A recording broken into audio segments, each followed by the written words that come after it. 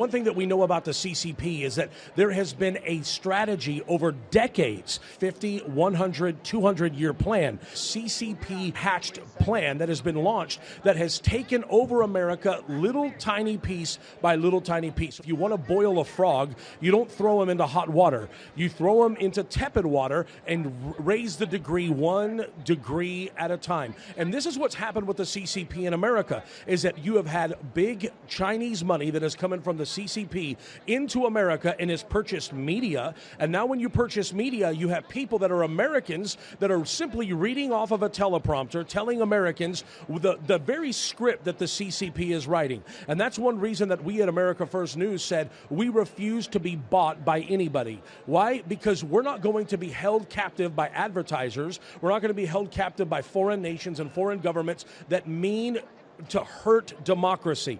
And so the one thing that I love about everything that you guys are doing here, and for every viewer at home, you have to realize here in America, this group is making a dynamic difference. They are the talk of the town here in this wonderful, wonderful convention. Why?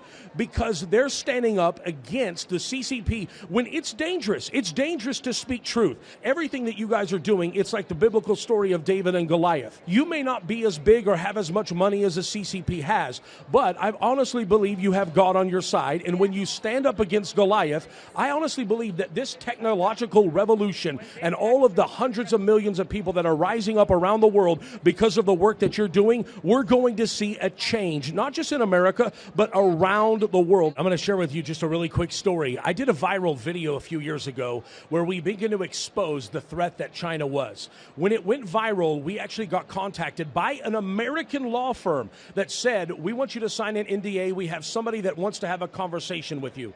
Guess who was on the other end of that line?